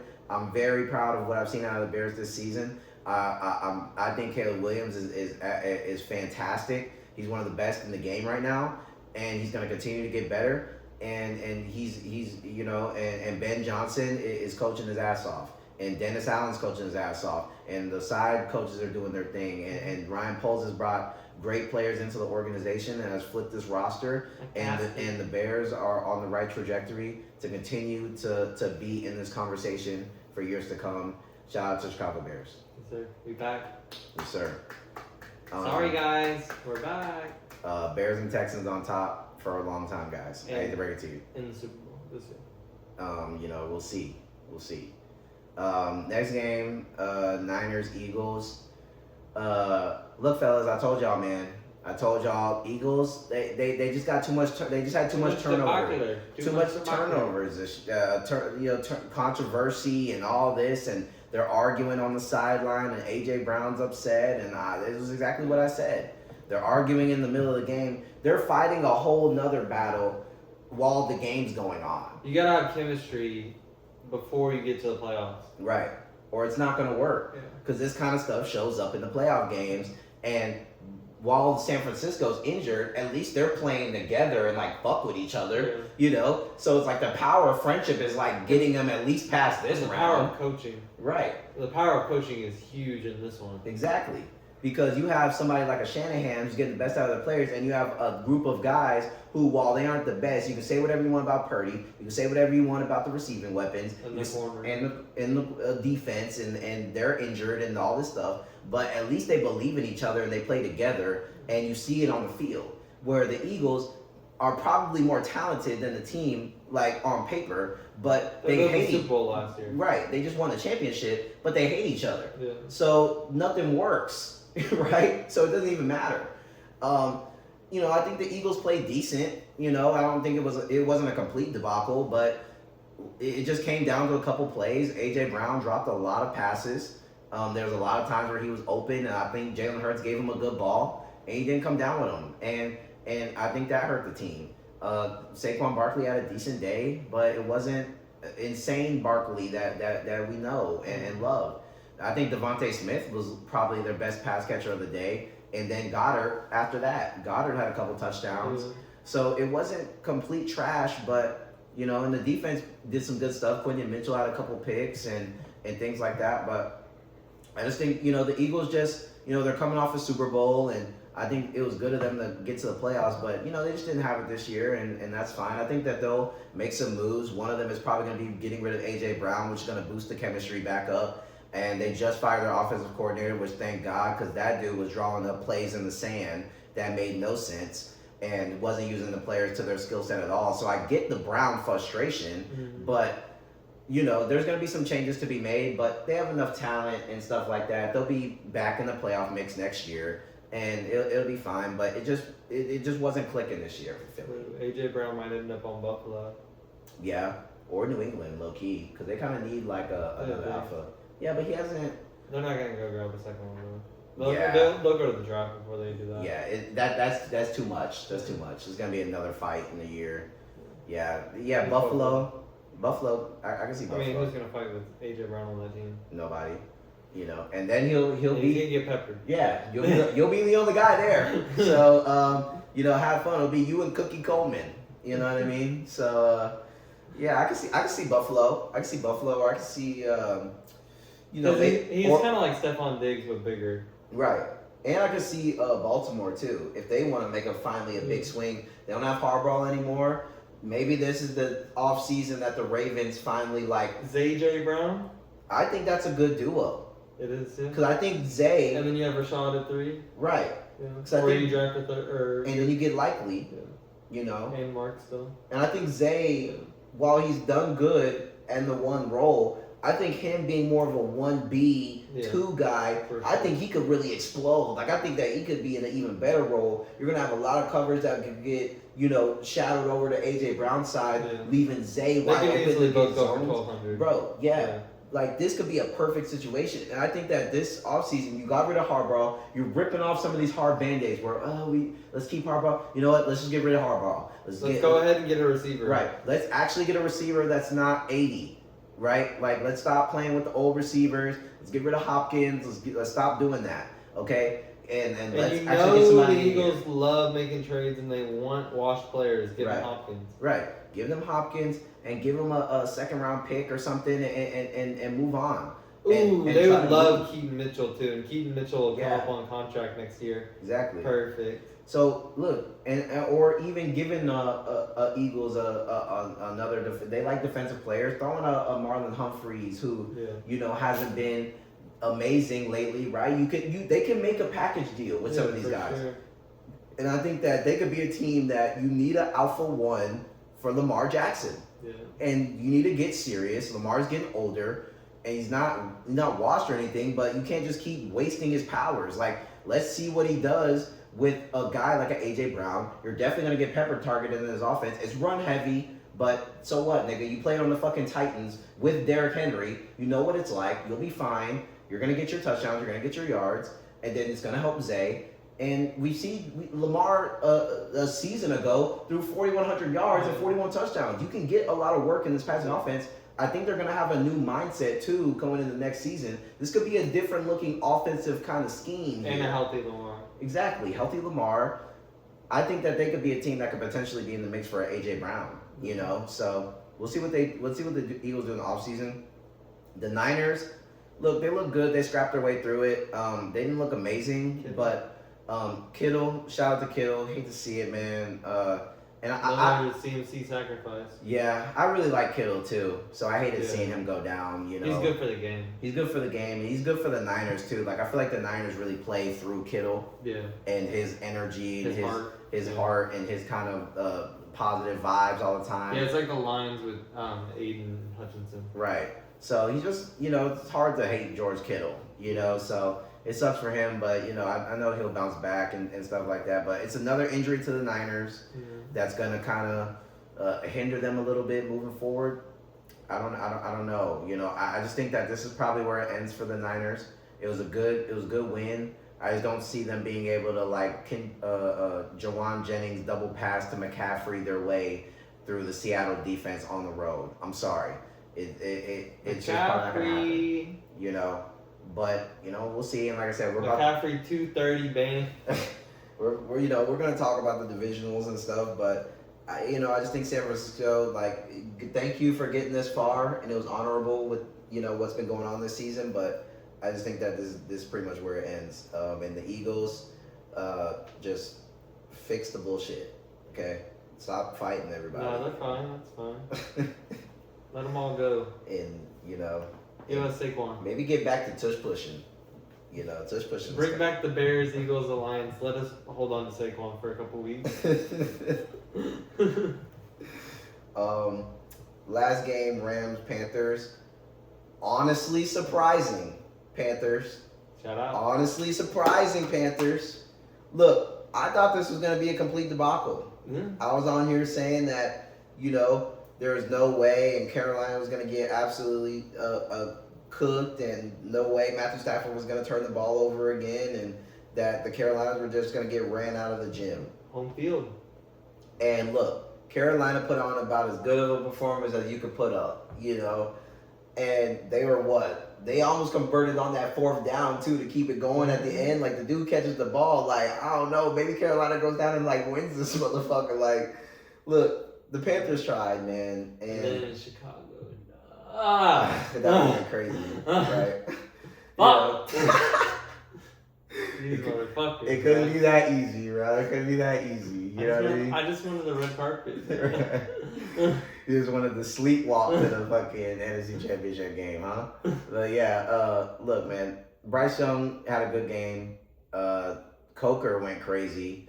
Like, this dude turned into like fucking Prime Hopkins or something. Super Saiyan. And they still didn't get much out of the running game. But look, Carolina, they were outmatched from the beginning. But the fact that they were able to get some interceptions, get some turnovers, at least not have a debacle, which is kind of what we were like. This is what I was saying with the Chargers game. It was like, why couldn't we at least get like something like that, where it's like, just at least show us that we could like actually, like, Bryce Young just bought himself another year of like being the QB1 after this game. Mm-hmm. They're gonna continue to go with him because it's like he had a decent little stretch at the end. Coaches a good amount of time too. Yeah, he just had a decent stretch at the end of the year. And you went into the playoff game where they were clearly outmatched. You weren't going to win the game. No way. You were literally playing the MVP. Right. You were like a 10-point underdog. Yeah. Like, and you went in there and you kept the game close and it looked good. A 10-point home underdog, which is crazy. 10-point home underdog. Like, you had literally no chance, basically, at all. And you went in there and were able to show us something to grasp onto. Like, we can actually like work with this and like move forward. That's what we wanted to see from Herbert in some type of fashion. Yeah. Like, and we didn't get it. And shout out to Bryce Young for at least, putting your heart on the line and trying. And the Rams, look, man, I'm not going to lie. The Rams are kind of starting to look beatable, man. And I don't know what happened. It was somewhere around that Atlanta game when they kind of started getting a little turnover-y and Matthew Stafford kind of throws some picks here and there. They're still good on offense. And the defense makes some plays here and there, but I don't think they're insane on defense. And I think it's not full 60 minutes domination. Right. And I think on offense, there's some lapses of judgment here. Yeah. And I think that they're going to have a tough time going into Chicago where it's potentially going to be snowing and windy to really kind of get consistent motion here. Stafford in games under, 30 degrees? Is on this season 4 touchdowns, 5 picks, like right. And we can get into the divisional games now. So like we're rolling into it. So LA Rams are traveling to Chicago Bears. As all things should be. And it's supposed to be cold, supposed to be snowy. So in the team. Right, like super cold. It's just gonna be about the wind though, really. Right. We don't know how windy it's going to be yet, but in Soldier Field, I'm assuming that there's probably going to be some wind that's going to be a factor here. Just like my boy was saying, the Matthew Stafford doesn't really have a good track record in games like this. And I think that this is one of those games where... Especially on the road, too. Yes. He has been good on the road, but specifically, like, not in these bad conditions. weather. Yeah. Yes. Yeah, I mean, even back when he was on the Lions, I mean, we have a lot of familiarity with him, if we're being honest. Yeah. Ben Johnson has a lot of familiarity with him, if we're being honest. So, or just the Bears in general. Yeah, we're about to see. We're about to see. So, I like the Bears again in this one, and I know it sounds crazy, but I'm gonna just keep on riding with the Bears. I mean, we're the 2 seed. They're the 2 seed. They're at home. I know it didn't look good in the first half against Green Bay, and I would like to not see that large of a lead again. But it's gonna be 24-7, right, 24-10. Yeah, it's gonna be something crazy. But I think that again, it's Iceman, it's Caleb Williams. I like the Bears. I think they're going to be able to run the ball a little bit easier against this Rams defense. So I think Swift and Monunga are going to have an easier time. Colston Loveland's been on a heater, and a lot of other guys are getting involved too. You're seeing a lot of Jade. You're seeing, I think, Romo Dunze gets a little bit more involved. Last week was his first week back, so he was kind of getting ramped up. He got some targets, and whatever. He was definitely a little slow. Right. But, he's ramping up. I think that this will be a game where he can kind of get a little bit more involved. And I think Kyler is going to come back firing because he finished that game really strong. Mm-hmm. And he's an electric player, man. Right. He's so good. That nickel position is so important in football. Spidey. Flip. Yeah. So I think that I think the Bears will be fine in this one. I'm taking the Bears. I think Matthew Stafford, they're gonna put up a good effort, and this is gonna be one of the offensive games of the slate, right? This is gonna be a game that I could see being 35 to 30, 28 to 24 type of game, right? Multiple touchdowns, multiple flips in momentum, multiple different kind of waves of the game here. Yeah. But I just think key moments. Yeah, there's gonna be a lot of key moments. Like you said, the Rams might come out hot, and Puka's gonna slice us for sure. He's getting like 160. And that's the thing. I think both teams really aren't amazing defensively, especially when it comes to guarding like some of these like kind of alpha receivers. I think Puka has a day, and I think Devontae Adams probably finds the end zone. I forgot Devontae. Yeah, Devontae Adams. He has a track record with the Bears as well. He's very familiar, so I think that he gets involved. And I think that the Rams are going to be able to move the football and do some things, but I just think ultimately the Bears at home in the cold, I'm going with Iceman. Yes, sir. What do you think? I mean, obviously, always got to go with the 2 seed over the 5 seed. Right. I'm just playing. But no, I obviously am gonna go with the Bears because clearly Caleb Williams can win any game, and Stafford is prone to losing games sometimes when it's a little dicey, and I think we can make it a little dicey. We had no turnovers last game forced. Right. We had the 3 fumbles that we didn't recover, and I think we come down with some next week for sure, or on Sunday. Oh Sunday. My God, Sunday's gonna be such Sunday's gonna be a movie. We're so excited for Sunday because the Texans play on that day too, so it's gonna be a movie day for us. Oh yeah. But moving on, we got so we're both taking the Bears at home, and then moving on the other NFC divisional game, we got San Francisco 49ers traveling to the Seattle Seahawks, who are the 1 seed. Look, I'm not in love with Sam Darnold off a week of rest.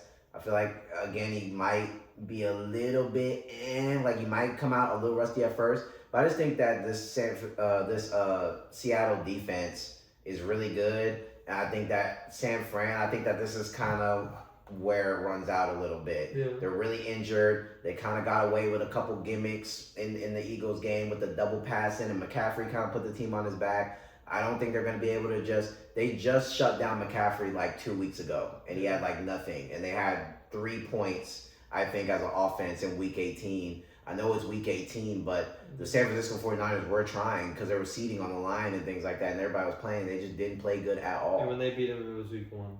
Right. So I just think that right now, Seattle's clearly the better team. I think JSN is going to have a great game. I think they're going to be able to get the ground game going with Kenneth Walker and a little bit of Charbonnet.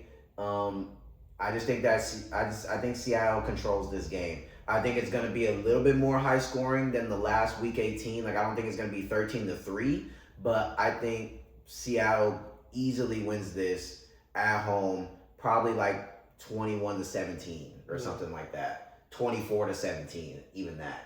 I just think that they control this game and move on. Yeah. It's just going to be a long feat for San Francisco. They're just dealing with a lot. And Kyle Shanahan is going to coach his ass off. I don't think they're gonna go out sad, but you're just kind of asking a lot from these guys right now.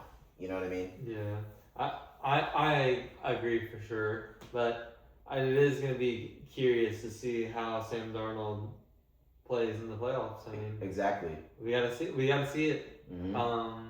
It's not like he's been untouchable all year. No, he has played really good though, right. And I do want to see JSN playoff football. Mm-hmm. I want to see that. Me too. I want to see JSN dunk on the fucking goalpost again. That's what I want to see. But yeah, like you said, Darnold. I mean, the last time we saw him kind of trying to fight for playoffs in the Vikings, you know, he wasn't that great. And they were the favorites. And they were the favorites and stuff, and he shit the bed. And we've seen him have games, even this season, where he's gone out there and just hadn't looked no good and thrown multiple interceptions and looked confused and looked, like a deer in the headlights at times. So is it going to be one of those games? I mean, clearly San Francisco can get some turnovers and they can make some plays. They can get after and make some plays happen. The defense has been playing better, So I again, if Sam Darnold comes out here and he's rusty and he throws a couple picks early or something, I could see San Francisco getting a couple early quick scores and this just being a GG. And again, the Super Bowl's in Santa Clara, so I think they're trying their hardest. Yeah. They're trying their hardest to be the team of destiny here and get to the championship. So again, I mean, they just beat the Super Bowl champs. Yeah, and they really want to have Saquon Barkley, and you know what I mean. This team they have a lot of history against the Seattle Seahawks. So yeah, I think it'll be all right. I mean, and it is also McDonald's first year coaching the playoffs too, right? Yeah, it is. So this could be one of those ones where the guru, the guy that's been doing it for a while, just calls up a couple little plays here and there. A lot of these players on defense, it's their first game in the playoffs too. Exactly. And again, sometimes the week of rest can be detrimental as much as it can be helpful, because you do get a week of rest and recovery, and you can kind of get an extra week to game plan and look at some stuff and practice and kind of refine some things. But San Francisco's coming off a road victory. They're hot right now. Yeah. You know what I mean? They're coming off of a high, and they've continued to play football when y'all have not. So they know what it's like to feel this playoff speed. And maybe they've gotten their turnovers out of their way already. Like all these teams that we've talked about, like I said, I've had some turning the ball over, but you can see all these teams cleaning it up now that it's happened. But you haven't played yet, so you're going to come out there. Now it's your turn to throw a couple diapers, Sam Darnold, and Brock Purdy's going to be like, well, I played last week. This really ain't that crazy to me. Did the Niners play on Saturday? No, they played Sunday. They did? They played Sunday. So they are short a day too? Yeah, they kind of messed up the NFL schedule. They were talking about that, how some of these teams, how they kind of set it up or whatever with the rest of days. And the Texans are on a short week because we played Monday and then we got to go back and then we got to go play. You know what I mean? So it's at least they gave y'all Sunday though. Right.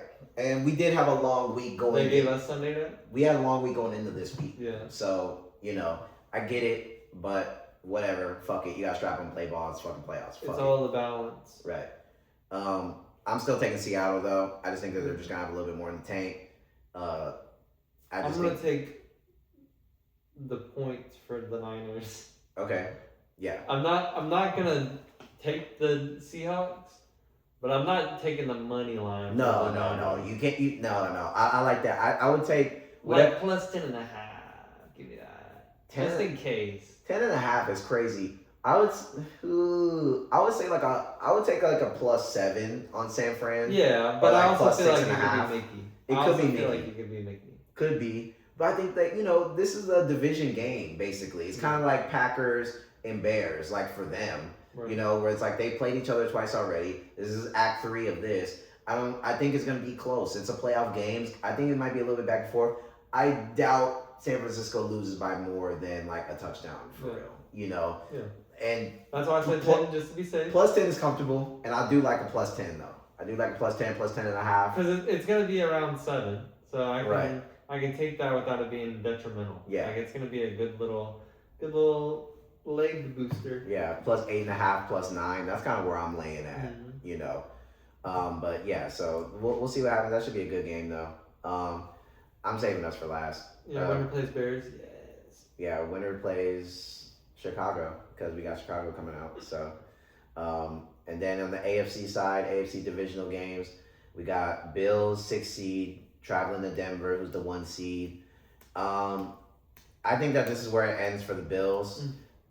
Even though I want the Bills to win because the Broncos and Bo Nix. I'm not really a big fan of all of it, but I just think Josh Allen used a lot of energy and got banged up pretty bad in the Jacksonville game. I don't think he's going to be able to muscle his way through the Denver Broncos, who have the corners and the defense to be able to stop some of the Mickey stuff like a Cookie Coleman and Brandon Cooks and all that stuff.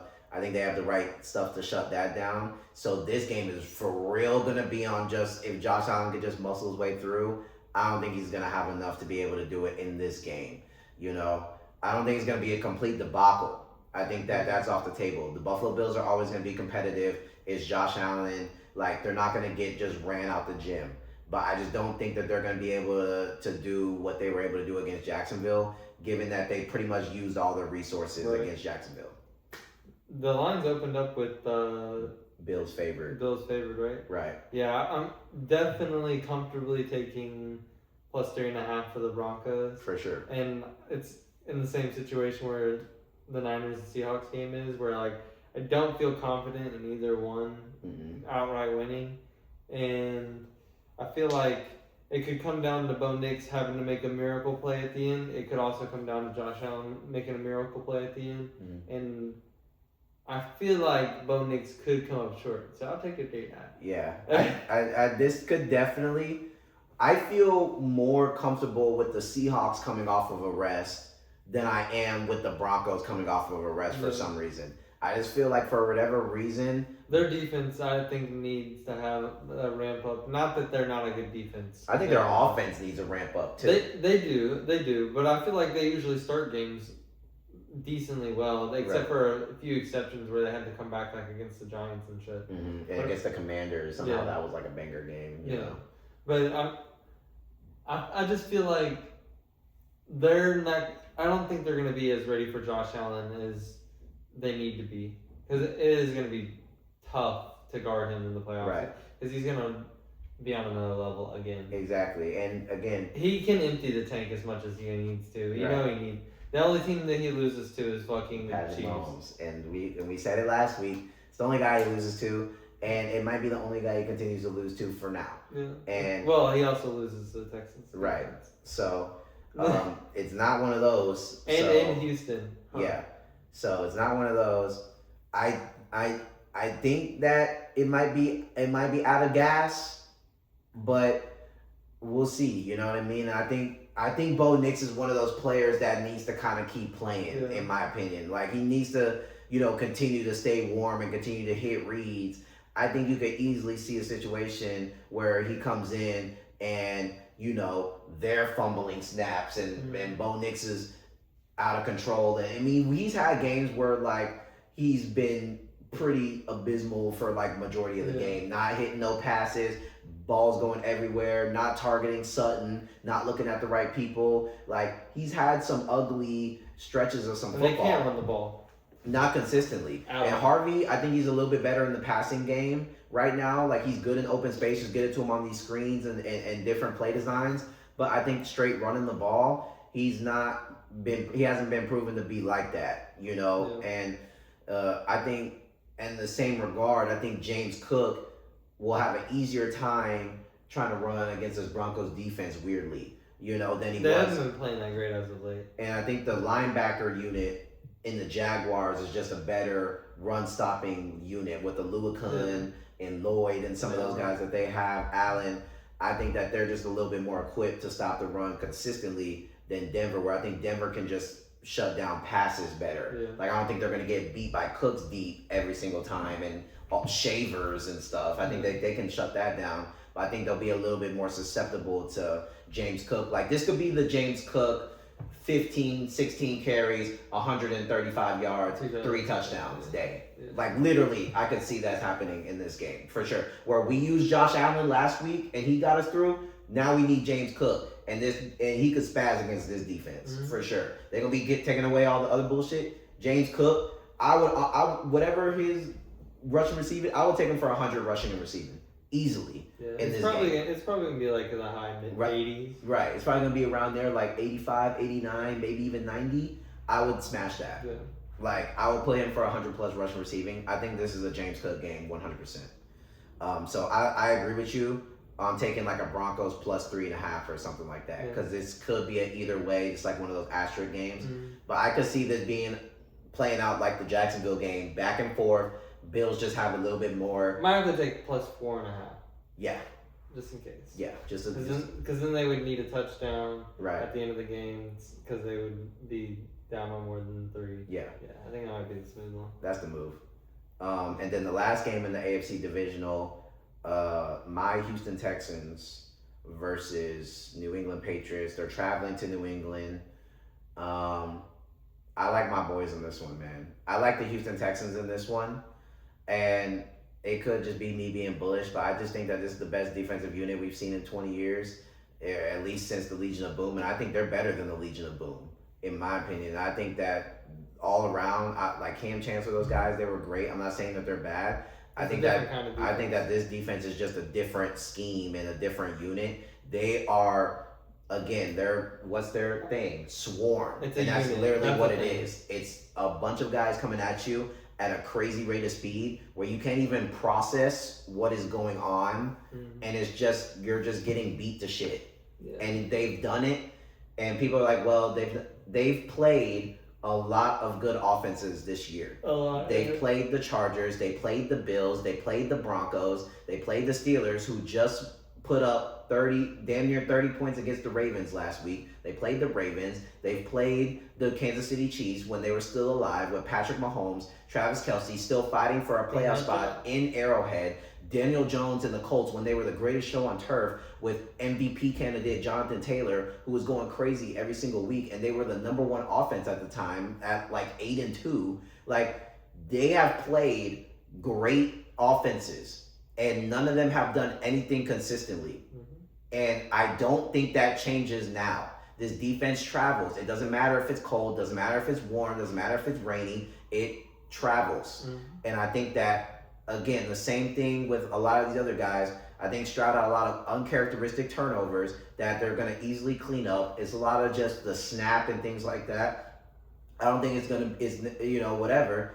I think that he easily cleans up these mistakes that aren't that bad. We'll see what happens with Nico Collins, but even still, I think that we can work with the weapons that we have in Jaden Higgins, Christian Kirk, Noel, Dalton Schultz, Hutch, Stover, and I think that we're going to be able to run the ball again with Woody Marks. I think that the Texans come in, while it's not going to be easy, the Patriots defense is really good as well. They're probably going to have Christian Gonzalez. Their D-line has been getting after it as of late, and they also have a good unit. So I don't think it's going to be, just simple, but I am going with what I believe is the best unit in football right now, and that is the Houston Texans defense. That is the best that we've seen in over a decade. I'm going with the Houston Texans, and I think that it's really just that simple. I think Stroud has shown that he can convert on third downs. He can rip big shots when you need them. And if you just take care of the football a little bit cleaner, it's really that simple. And he's only had a game like he had where he's had multiple turnovers 3 times in like 60 starts. That's like once a season. Yeah, so the freak shit doesn't happen all the time. So there you go. You had and by the way, in games that Stroud has had 3+ turnovers, the Texans are still 3-0 in those 3 games. So it hasn't costed them. And again, they don't let the team score when they have turnovers. They have the lowest points allowed when they've turned the ball over. They've only given up like 29 points on the season. So even when you're still not scoring on this defense, I think that Drake May last week showed that when the rush can get to him, he's lost a lot of fumbles this year. He's thrown some interceptions. I think that the Texans can get after him and make Drake May uncomfortable. He's still a second-year guy that's, ascending. I think he's done really well. He might be the MVP. I respect the Patriots, But I just think that the Texans are on another level right now as far as defensively. I don't think he's going to know what to do against this, in my opinion. That'd be crazy if it ends up being Bills, Texans, and then Seahawks, Bears, like 1-2, 6-5. Mm-hmm. After having the same 1-6, 1-6, 2-5, 2-5. Yeah, I mean, it's very possible. You know, it's definitely very possible. And then that game would be in Houston too, the Bills game. And so, Josh Allen creeps back to Cancun. Right. Shadows behind him. What do you think though? I know I'm bullish on the Texans, but I'm bullish on it too. I mean, that defense is unreal, and Drake May might have to experience it. Yeah, everybody else has. Caleb Williams had his turn. He had to go through it. Justin Herbert's gone through it a couple times. Josh Allen knows what it's like. Patrick Mahomes got killed. Look, Drake May, it's your turn. It's your turn to go through the gauntlet. It's that meme of the Reaper from fucking Scooby-Doo. Right, that's it's your turn to go through the gauntlet, and that's at your doorstep. Right, you better open. And we played the Patriots like a year ago or something like that, and we beat them. But the defense wasn't even that good the last time we played them. Like, they're playing better than they were the last time, and we beat you by 20. And I don't think it's gonna be that far, but this unit is something to be reckoned with. I think that Drake May is gonna struggle a lot, and I think the Texans will do what they need to do offensively. They are this season 12-0 when they have scored more than 20 points. I really see it being hard for the Patriots. Had 3 offensive scoring drives. Right. I feel like it's going to be really hard. Mm-hmm. I think it's going to be a lot of punting, and I think the Texans get a couple turnovers again. Mm-hmm. You saw the Chargers. They were able to make Drake May fumble and stuff like that a couple times. Their tackles have struggled a little bit. Will Campbell, I think he's a good prospect, and I think he's going to be good in this league for a long time. He struggled last week, and so did the other tackle. And some of the interior guys didn't do that well either. Mm-hmm. They're still kind of gelling and getting to it, but this ain't the time to be trying to gel and get to it. You got the Hall of Famers coming, and Anderson and Hunter. These dudes do this shit every day for breakfast. It's nothing. Who are you gonna double team? You gonna put 2 on Anderson, or you gonna put 2 on Hunter? And then that's another underrated side of this, right? That we were talking about last night. Where how many times do you see the Texans just rotate a bunch of different D tackles and all of them are good? Swap both D tackles 2-3 drives in a row. Right. We can just do different combinations, keep the outsides, and then even there was a time where I think they took Danielle Hunter out for a break and they put in Barnett at the end, and Barnett got to the quarterback. And you got guys like Togiai and Sheldon Rankins, Brown, Danico Autry. We can just rotate a bunch of other guys at D tackle, and all of them are good. Mm-hmm. So it's they just don't get tired. It's not like we just have 3, one guy where the Steelers have with TJ Watt, where he's really good. Once he gets tired, now what? It's we just have a bunch of guys that we can just keep swapping in, and all of them are just disruptors. Those defense is made so perfect because it's really strong at the core, and everybody else on the defense just sits there and watches to see what's going to happen. If it goes outside, then everybody goes to that. Right. And it's just a perfect fucking nexus, and they just all just swarm to it like the whole mentality. Mm-hmm. It's just perfect. And it's built perfectly because all the secondary and linebackers have either more than enough or just enough agility and speed to get there, and they all have the power to knock it loose, or the right mindset and form to tackle and secure these underneath shit, because y'all are so fine with giving up underneath. Because you're not gonna go anywhere. That the Steelers in the second half basically lied down because all they wanted to do is try and take what was underneath and punt. I mean, the Steelers last night averaged on third down being 3rd and 11. Yeah.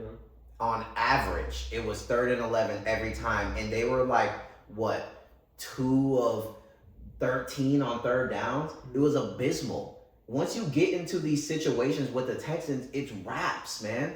I'm telling you, if you don't get a first down, or if you don't get to 3rd and short or something, you get into 3rd and 6 plus when it's obvious you're gonna have to pass, because you're not gonna be able to run for 6 yards on the defense and can pick it up that way. So you're gonna have to throw the ball. When it's blatantly obvious that you're in passing down situations against this team, you're in 3rd and 6, 7 plus. You might as well just punt then. Yeah. Because you're not going to be able to pick it up, and that's what teams are consistently in against this defense, and you're not going to be able to just consistently beat it. Like, they're just too crazy, and they have an X factor with Aziz, who's basically D'Amico on the field, and he wears the green dot and just tells everybody what to do, and everybody just listens, and everybody just crashes to the ball. I just think they're going to have a tough time. I just really do. And it's like having an elite quarterback. Like Aziz is sitting there checking, depending on the checks that the quarterback's making. Like Drake May is not ready for all that. No, I just think he's that's good. A different beast. It's a good season. Good season. He's gonna be good for a long time. This isn't the end. We're not saying Drake May's trash. We're not saying he's washed. What we're saying is, I'm a big Drake May. What we're saying is the fucking Decepticons are coming. It's not ready. Like, you know what I'm saying? Thanos is on the way. Like, you know what I mean? Like, and it's about to be over. So I'm taking the Texans. So to recap, divisional weekend, we're taking the Bears at home over the Rams. We're taking Seattle over San Francisco, but we're kind of doing like a points thing. Like, we can kind of see it go either way. We think it's going to be a close matchup, but I think we're leaning more towards Seattle there. The Denver game, another one of those pick 'em kind of games where, you know, if Josh Allen goes hero again and James Cook day, then they could easily be moving on and Denver falls asleep a little bit. And I think we're both more comfortable saying that the Bills are probably going to win this game. Yeah, for sure. So we're going to take the Bills, and then we're taking the Texans. And I like the gimmick of the the NFC having the 2 high seeds get in, and then the AFC having the 2 low seeds get in. Mm-hmm. Like, I think it makes sense too. Right. Because it's kind of plays out gimmicky like that too. Right. And it makes sense. Like, I don't know, Josh Allen, even though the 6 seed, the Bills look strong still. Right. And the Texans, they're the 5 seed, but that's 10 games in a row now? Yeah. 10 games in a row. Yeah. So it's like. And then if you win this, like, the Bills play before, so you're going to know if the Bills win, you're going to know, okay, if we win this game, we have home field advantage. We have a home game. Against Buffalo, who we control. Like, you don't think that that's going to give them a little bit extra juice that they don't really even like, need? All right, let's go. Right, like, okay. Like, we have a home game on the line now, boys. Mini pocket version of Josh Allen is about to play us. Let's tee off. At home in an AFC championship game in Houston, Yeah. the stadium is going to be literally packed to the fucking top. Yeah. And it's going to be loud. Like, again, I think, like you said, you're going to see the result of the game before, because they play on Saturday and we play Sunday. But I like our picks, and I think that it's going to be. And it could easily flip flop the other way too. Like the Broncos could easily beat the Bills, and the Niners could easily beat the Seahawks. But either way, it's Texans and Bears. Yeah, I think Texans and Bears are like the locks, or like the ones that we're most comfortable with right here. And then the 2 other games are like kind of the pick-ems, where, you know, it just depends on if the 1 seeds are falling asleep a little bit and the 6 seeds kind of use their experience and their like coaching and their veterans to kind of get through some of the new school guys with the Bo Nix and the Sam Darnold. Yeah. I like it though. Yeah. So last thing to talk about is the college football championship. Mm-hmm. So college football championship, we got Miami and Indiana. Shout out to ACC. Shout out to Indiana. Yeah. Yes, sir. ACC stood up this year. Carson Beck has been on an absolute tear. And the defense has been playing really lights out over there in Miami. Michael Irvin is on cocaine every time he goes to the game, and probably ketamine and probably fucking Lucy's. Right, and he's on the sideline acting a donkey, but you know he's having a good time. And Miami's on a wave right now. I love seeing it. And Indiana has been just beating the brakes off of everybody they play. So this is an interesting game, man. And look, I feel, I don't know, maybe it's just because I just feel like it's just been too easy for Indiana, and it's not really that. Like, the defense has played really good, and it's not necessarily like it's just whatever. Like, they're playing some dog shit. Like, they're controlling these games, but I just think that Miami will be able to like get them off their spot a little bit. And I like how Carson Beck's playing and using his legs. I like the receivers. I like Tony. I like Marion. I'm going with Miami. I think I'm going with Miami. Mace. I know. I'm going with Miami. Carson Beck is gonna sell, and I'm going with the U, baby. I'm going with the U. Let's go, Miami. Come on, man. Let's go. It's time to let the real ACC fan heart out and say, fuck Miami, fuck the U. Indiana's gonna win. Hoosiers up, baby. I mean, it's probably they're smacking people. It's probably gonna be the closest that they've had all year, but for sure they're winning this game. I'm sorry, this team is so complete. Yeah, they're crazy. Signetti is fucking insane, bro. Yeah, and he might actually be sick in the head. Yeah, he might only eat, sleep, and dream about football. Yeah, he really about that life. Yeah, for real. That nigga don't crack a smile. Like, he is just really. We don't just beat top 25 teams. Yeah, he's serious. He takes it serious, and Mendoza's playing lights out. And their defense is obviously playing really good. They made Dante Moore look like a high school freshman. And they run the ball really, really well too. Run the ball well. Yeah, they're well. Their play design and their scheme is real pro style. Like, it really just makes sense. Like, I think that they'll be able to do what they need to do. Again, I can see it going either way. I'm gonna side with Miami. Yeah, and I'm just gonna go with Miami. They do have nasty players. Miami definitely has a shot. Yeah, I just like this. I don't know. It's just like feels like they shouldn't even be here. Yeah. Like, you know what I mean? But it's like, for whatever reason, they're just kind of fuck you. Like, I don't give a fuck if you think I should be here or not. And we're gonna keep balling. Didn't we put Duke in the ACC championship instead of this team? Yeah, that made no sense. Let's fucking figure it out. Yeah, let's clean up the fucking bowl game and the conference championship situation. I feel like that was all out of whack this year. Like, it was obviously Miami. Right. Like, what are we doing, guys? Like, let's clean it up, college football. Clean it up.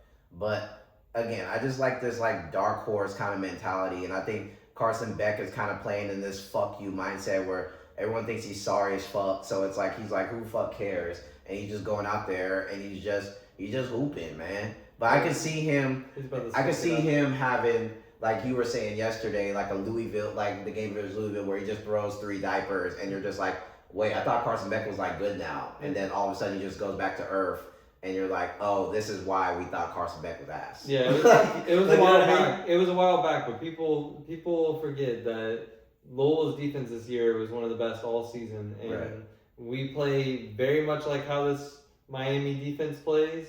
And Carson Beck did not like that at all. And the reason we won that game wasn't because our offense beat them. It was because Carson Beck sold the game and lost the game because our defense was pressuring him way too much. Exactly. Like, our offense got points too, but they were getting hammered by that defense all game long. It was really our defense that locked it in. Miami, it is home. You know that, right? Yeah. It's in Miami. Yeah, it's in Miami. Yeah. But Indiana's about to go in there and wreck shit. Oh my God. Indiana fans show up. You know, they travel. They travel. And, you know, Miami, they're going to have their people there. They're going to have their alumni and all the old heads and Cam Ward and stuff. I think it's going to be a good game. It's not going to be what Indiana's been doing where they're just blowing the brakes off of Miami. I don't think it's going to be like that. I think Miami's defense has just shown that it's just too good for that kind of debacle. But I could see Carson Beck just not being on whatever wave that he's on right now and just reverting back at least a little bit and throwing at least a couple diapers.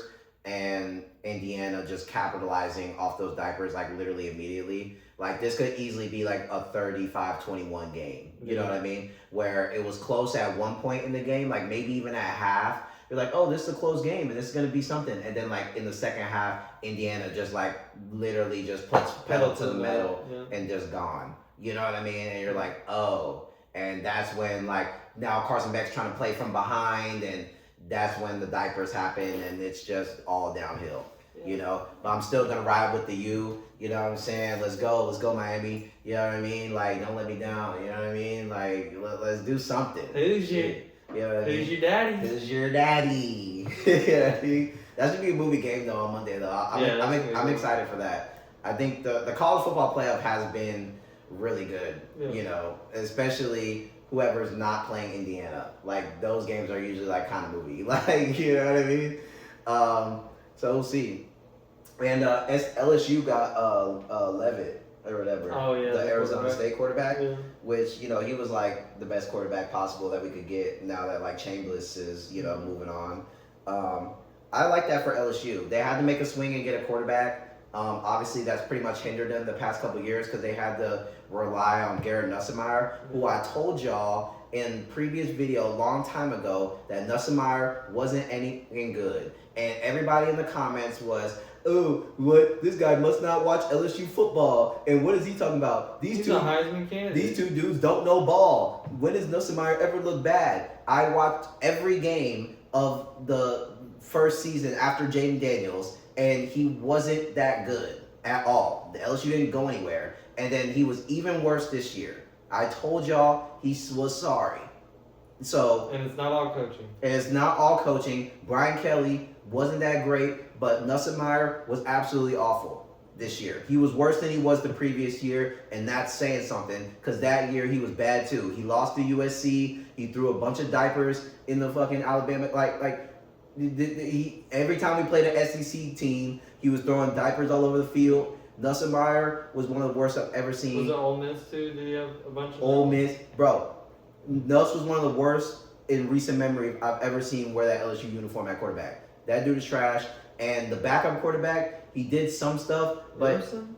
It was like Van something. Like he got one of those like long last names or something. Yeah. Like he looked like a receiver, remember? It was like number 11. Yeah. So he was decent, but he's not ready to be like a starter or nothing like that yet. They had to make a swing and get a quarterback, and Lane Kiffin got his guy. They've done some good stuff in the recruiting too. I think they got that receiver from Ole Miss as well to follow him that he recruited. So, you know, I think LSU is going to be in a good spot. We'll see what they do, but I do like them hitting on that quarterback, and he's gonna, you know, help us move forward. And Lane Kiffin does good with quarterbacks.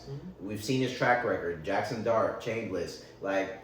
He can speak to these younger quarterbacks and get to these guys and get them in a system that's going to work for them. It's going to be a newer offense, newer style. I think LSU kind of gets back into the map next season. You know, I'm not saying they're going to go to the national championship. I'm just saying it's going to be better than what we've seen the past couple years, which has been complete fucking dumpster fire, dog shit.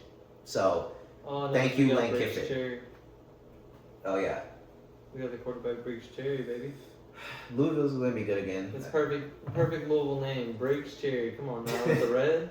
With all red, that's going to do numbers. He'll probably be better than Miller Moss, for sure. And Miller Moss was promising.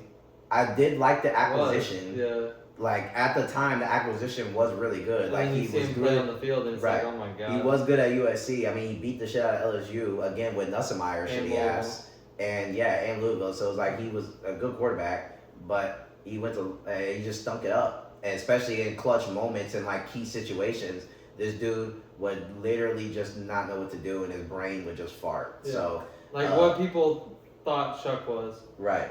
So, I think that it's time. Louisville's probably going to be better now that they're going to have another guy. And we have the number 2 transfer portal class right now too. Exactly. Yeah, y'all been killing it. So sorry, I think they're it's gonna. Not over either. So and the defense was good last year. Yeah, the top defense, 10 in most defensive rating. And look, we lost a lot of players on defense though. That is true, but I think a lot of it, especially in the college level, has to do with coaching and scheme and stuff like that. It definitely is. And the transfer portal. We might lose our DC though. He might get a head coaching job. I still think y'all will be fine on that side of the ball.